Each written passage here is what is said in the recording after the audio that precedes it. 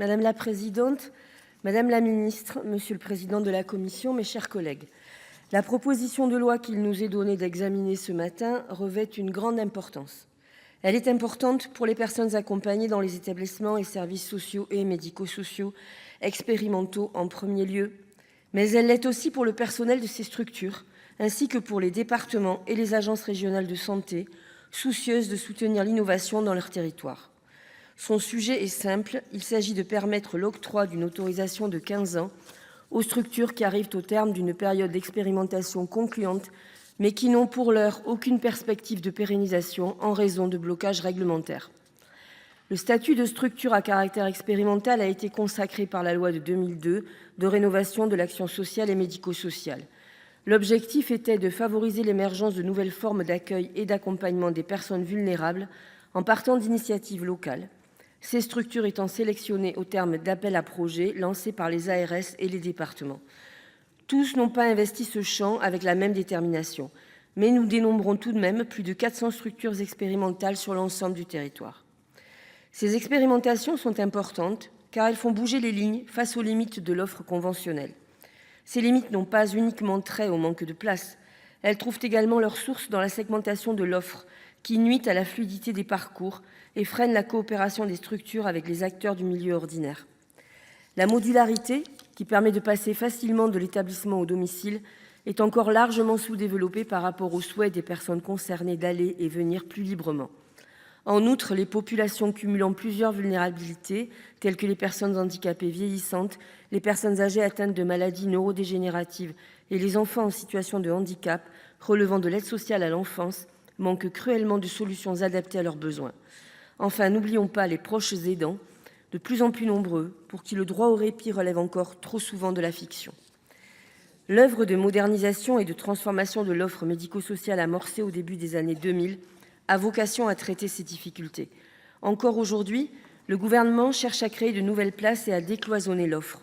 Les enjeux sont bien identifiés, ils le sont même de longue date, mais pour l'heure, peu d'avancées structurelles sont observées sur le terrain. Dans ce contexte, l'expérimentation représente un outil formidable pour impulser la transformation de l'offre. Libérées de nombreuses contraintes administratives et financières, les structures expérimentales sont en capacité de mettre en place des modalités d'accompagnement très novatrices.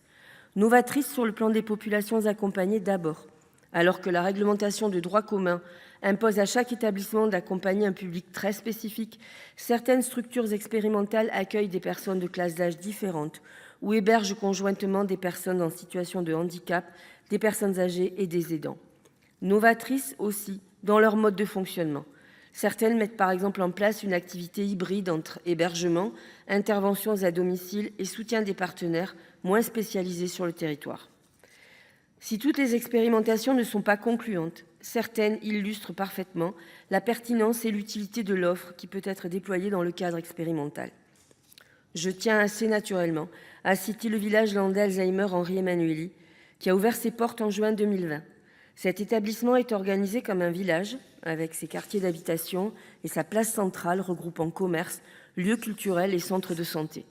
Près de 120 personnes de tous âges y sont hébergées, accompagnées et soignées, pour certaines jusqu'au terme de leur vie. Dans ce cas précis, le recours au statut expérimental s'est imposé car aucune des cases, pour ainsi dire, prévues dans le Code de l'action sociale et des familles ne correspondait au projet. Le village accueille aussi bien des personnes âgées de plus de 60 ans que des personnes plus jeunes. Il propose toute une palette de prestations et n'exige aucune orientation préalable de la part de la MDPH. Les expérimentations peuvent aussi s'avérer très pertinentes pour développer des solutions de répit partagé. Nos territoires manquent encore de solutions pour permettre aux aidants de se reposer tout en passant du temps de qualité avec leurs proches dans un environnement moins médicalisé qu'un établissement médico-social classique. Mais la réglementation actuelle est bloquante, car comme je viens de l'évoquer, elle ne permet pas aux ESMS d'accueillir simultanément des populations différentes sur le plan de l'âge, de la pathologie ou du handicap. Finalement, les solutions développées par les structures expérimentales sont très précieuses pour les habitants de nos territoires. Elles ont également pour avantage d'offrir de nouvelles perspectives professionnelles aux travailleurs sociaux et aux soignants, dans un contexte de crise de l'attractivité de ces métiers. Mais ces solutions restent des expérimentations.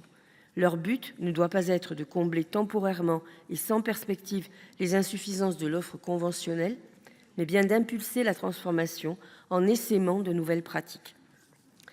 C'est sur cette question qu'intervient cette proposition de loi, puisque dans les faits, la pérennisation des structures expérimentales qui ont fait leurs preuves n'est pas garantie. Au terme de la phase d'expérimentation, elles doivent obtenir une autorisation de droit commun auprès des autorités, ce qui suppose de correspondre à l'une des catégories de SMS prévues dans le Code de l'action sociale et des familles. Or, si ces structures sont expérimentales, c'est bien parce qu'elles ne correspondent à aucune de ces catégories.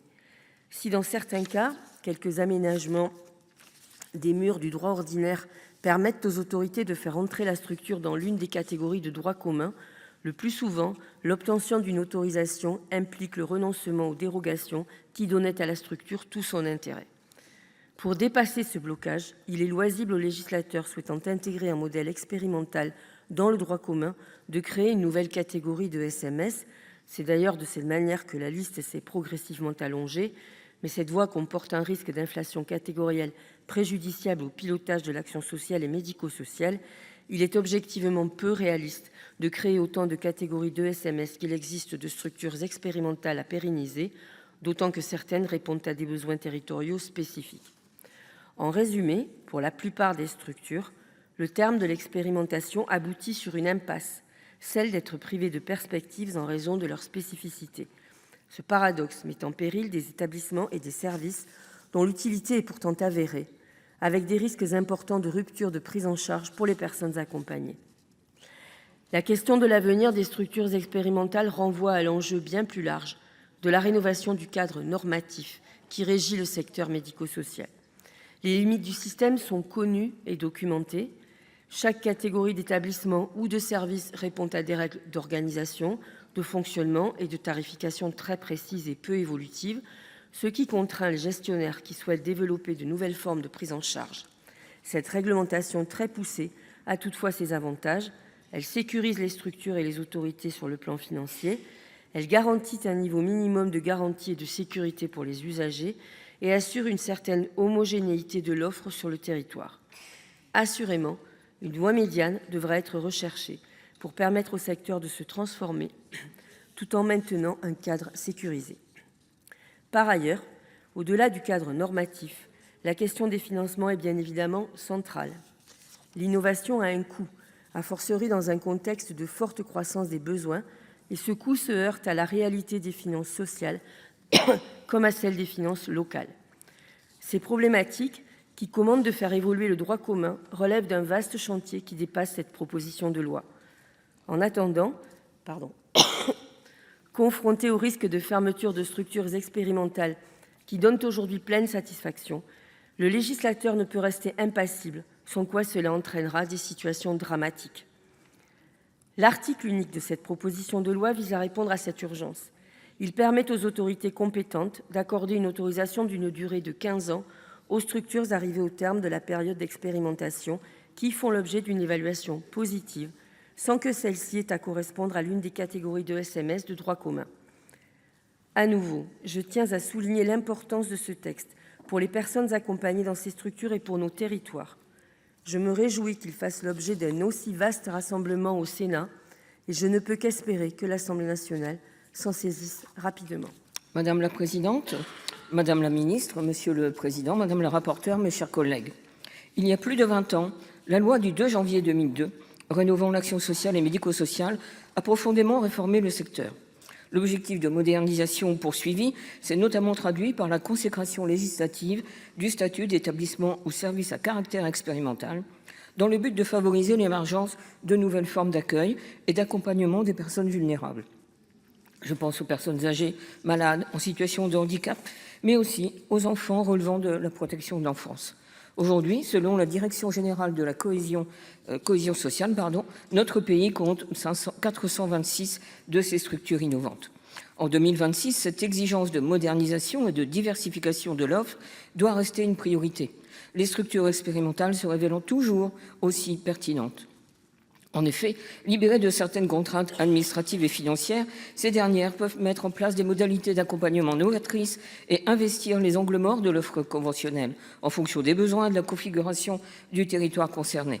Le statut expérimental permet ainsi d'innover sur le plan de la population accompagnée et de bénéficier d'un mode de fonctionnement plus souple, en proposant par exemple à la fois l'hébergement ponctuel, temporaire et permanent, ou encore une approche décloisonnée de l'accompagnement de ces personnes grâce à des partenariats entre structures et à des organisations hybrides entre accueil en structure et déplacement à domicile. En pratique, donc, les expérimentations ont le mérite de faire bouger les lignes et d'impulser la transformation de l'offre dont notre pays a tant besoin. C'est tout le sens de la proposition de loi transpartisane et pragmatique dont nous débattons aujourd'hui. Son objet est simple mais essentiel. Donner la possibilité aux autorités compétentes d'octroyer une autorisation d'une durée de 15 ans aux structures expérimentales arrivant au terme d'un essai concluant. Autrement dit, pérenniser les projets dont la pertinence est avérée, mais qui n'ont souvent aucune perspective d'avenir en raison de blocages réglementaires. Ce texte est important car il répond à une demande des collectivités et des établissements eux-mêmes. Tout le monde est bien conscient que de nombreux Français demeurent sans solution de prise en charge et que ceux cumulant plusieurs vulnérabilités, maladies, handicaps, manquent de réponses adaptées à leurs besoins. Aussi, en lien avec le vieillissement de la population, la place grandissante des proches aidants a mis en lumière à la fois leur isolement, leur épuisement et un manque de reconnaissance. On le voit sur ce sujet spécifique, l'enjeu prioritaire désormais réside dans une démarche d'aller vers, mieux repérer, informer et accompagner les aidants les plus isolés. Estimés entre 9 et 11 millions, ces proches aidants doivent pouvoir bénéficier de solutions de répit notamment. Bien que la loi relative à l'adaptation de la société au vieillissement de 2015 ait ouvert la possibilité, pour les établissements médico-sociaux, possibilité d'accueillir conjointement aidants et aidés pour des séjours de répit partagés, des contraintes réglementaires subsistent.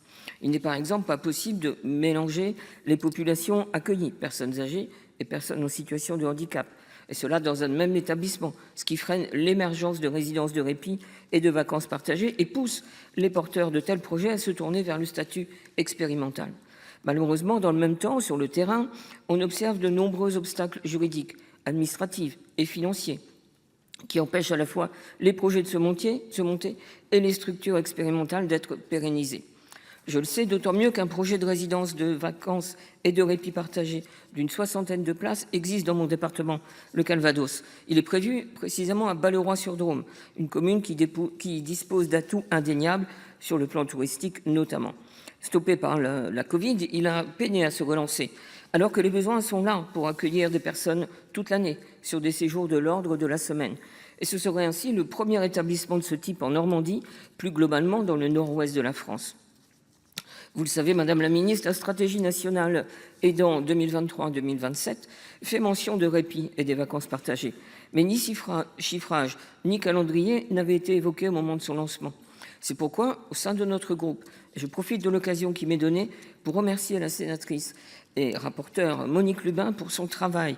Nous n'avons cessé d'œuvrer dans notre groupe, mais tous ensemble, cela a été dit parce qu'on est sur une proposition transpartisane, œuvrer texte après texte, budget après budget, pour le développement de ce type de résidence, en particulier sur les 5 territoires qui avaient fait l'objet d'un engagement de l'État.